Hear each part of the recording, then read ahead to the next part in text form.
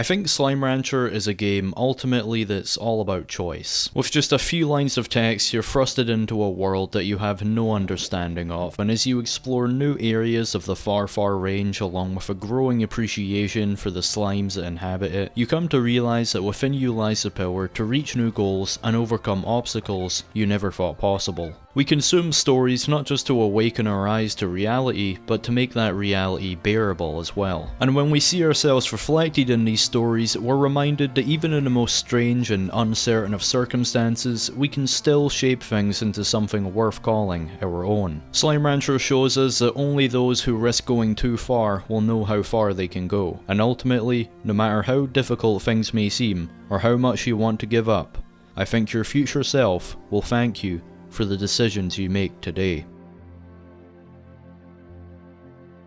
Alright, so I might have accidentally crashed the economy, and by accidentally, I mean I did it on purpose. See, I was going about my business, you know, ranching some slimes, raking in big profits, when all of a sudden, I spotted a little pink slime eating my crops. So naturally, I grabbed him and shot him into space. But as I was watching this pink slime slowly plummet to his death, you know, this little pink rotund ball, I had an idea. See, Slime Rancher heavily encourages you to take advantage of the corrals mechanic, but nah, what if I just didn't do that? Could it potentially be even more effective? Could I be making even more money? And most importantly, would it be more ethical? I had to find out. I demolished all of my corrals and almost immediately chaos ensued. The slime started turning into tar at a rate I couldn't control, and before long the entire ranch had been engulfed.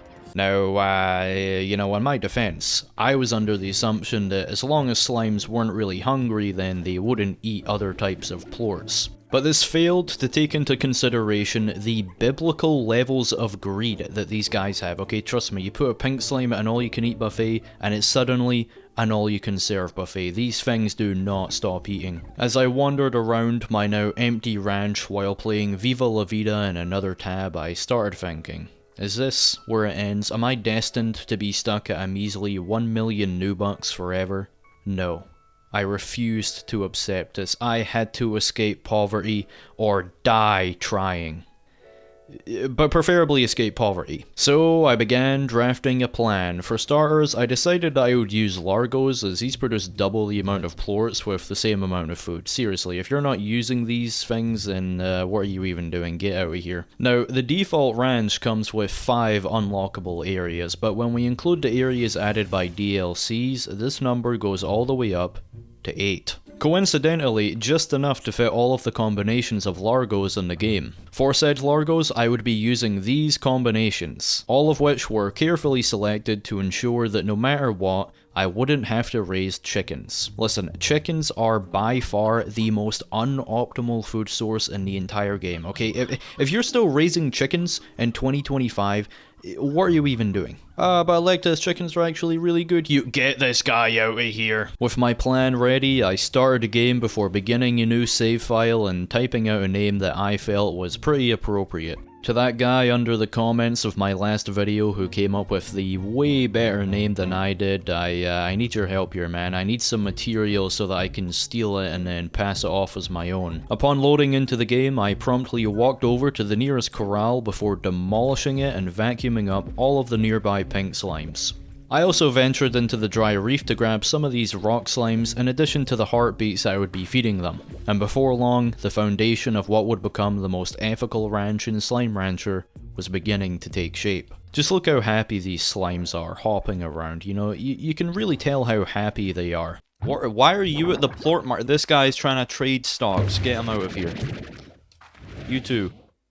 Oh, okay, I think I threw him a little far. Unfortunately, pretty early on, I hit a bottleneck. See, if I were to oh, Jesus Christ. Electus, try not to stutter challenge, haha! See, if I were to continue to just sell these rock plorts and pink plorts, then their price on the market would plummet and I'd be making pennies. What I really needed was a new source of income. And it just so happened that by this point I had acquired enough money to purchase a new area of the ranch.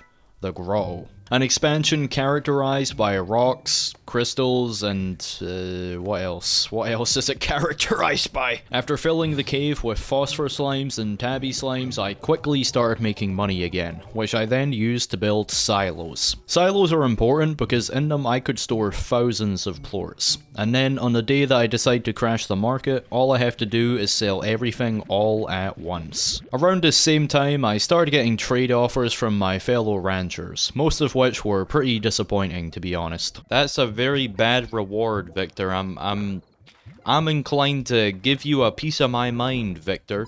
250 gold coins, are you kidding me? I did end up doing a few of these though, since the DLC expansions for the ranch sort of require you to do favors for these guys. Slime Rancher is really out here forcing me to socialize with people, what the hell. Soon I had acquired my first slime key, which allowed me to step into the Indigo Quarry. There are a few types of slimes that spawn here, but for my purposes, I was only interested in two. The Rad Slime, which emits a harmful field of radiation, and the Boom Slime, which upon looking into his eyes, you can really tell, you know, he's just aware of the fact that all of his plorts are going to be used to create weapons of mass destruction back on Earth. If you check the Wikipedia page for them, it says military organizations value their highly destructive capabilities for medical technology and other research.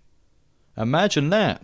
Yeah, I think he fucking is. Regardless, I don't have a conscience anyways, so I vacuumed up as much of these guys as I could find before teleporting back to the ranch and purchasing a new area known as the Overgrowth, which, I'm gonna be honest with you, presented some challenges pretty early on. I had a hard time getting these guys to sit still. But look, I'm just willing to go above and beyond to create the most ethical ranch ever. The fact that their plorts are extremely valuable didn't hurt either. I would need this money to purchase a lab. See, the lab isn't just another expansion for the ranch, no. It actually introduces an entirely new game mechanic of blueprints. And the most valuable of these blueprints is the drones. There are a lot of reasons why somebody would want a drone in this game, but for my purposes, it kind of dawned on me that I can't sell thousands of plorts in a single day, you know, that's just not physically possible. But with drones, it is. With a clear goal in mind, I began selling all types of plorts, gradually whittling closer and closer to the amount of money that I needed. But little did I know, my rock largos had their own goal, and that goal was to make my life as difficult as fucking possible. Not only were these guys queuing up outside the grotto like it was a nightclub, but they also kept trying to sneak into the Overgrowth where my boom largos are. Oh no, get the fuck out of here. Oh my god. Oh, don't, you little, nah, I'm throwing you in the ocean just for that. I'm throwing you in the ocean. Get the hell out of here. This truly is the most ethical ranch of all time. Upon finally arriving at my goal, I sprinted over to where the lab was and immediately started lagging. My game was determined to, I pushed through it and now had access to the refinery, in which I could purchase the blueprints to make drones. There's just one problem. I'm broke. I spent all of my money on the lab, and now I can't even fucking use it. But it doesn't just end there. Oh, no. Ignoring the fact that I also needed the apiary blueprint, drones aren't exactly cheap to make. Yeah, in fact, they require plorts that I don't even have yet. You're telling me it's 12 quantum plorts per drone? I need 16 of these things. All of the motivation had drained out of my body like money drains out of people's bank accounts during Black Friday. I didn't know if I even wanted to do this anymore, but the sunk cost fallacy wouldn't allow me to give up. I was already in too deep.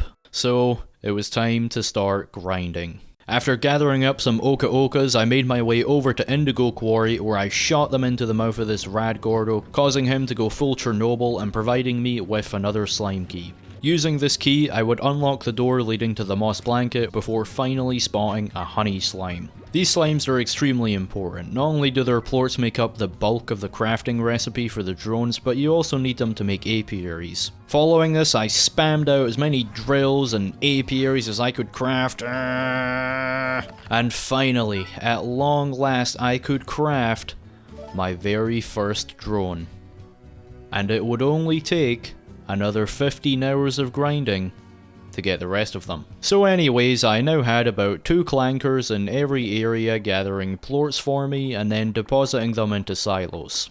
Life was great. I mean, seriously, all I have to do is water these guys. And now I was stockpiling plorts at an insane rate. I mean, just look at this. You've never seen as many plorts as this, have you? Actually, Electus, my ranch has way more plorts than— An added bonus of my ranch's newfound efficiency was that I now had enough free time to go out and collect every remaining type of slime. I've got crystal slimes, saber slimes, mosaic slimes. Hey kid, you want some slimes? I've got every variety of slime. Oh shit. Since all I had to do was water the drones, I started AFKing a lot. And I'm not gonna lie here, the silos started filling up quick. You would be surprised how easy it is to make money when you don't do any hard work. Yeah, of course you would know that, you make YouTube videos. Shut up! The day had finally arrived. As a warm glow of the morning sun enveloped my ranch, drones began to wake up and enact their orders. And it didn't take long for the money to start rolling in. 50,000, 100,000, 300,000, all within the first 24 hours. Look, I'm gonna be honest here, I underestimated just how many plorts I had actually stockpiled, because I wasn't even close to selling everything within the first day. And in the following days, my money just sort of kept going up. You know, even after the prices on the plort market had collapsed. Things were so bad that even the prices of plorts I wasn't selling had gone down. So yeah, that should give you an idea of how things really were. It took about 10 more days for my silos to finally finish being emptied. And once it was all said and done, my bank account was sitting at a cool 1.5 million new bucks. And what did I do with my newfound wealth? I spent almost all of it on a statue to assert my dominance. This was totally worth it.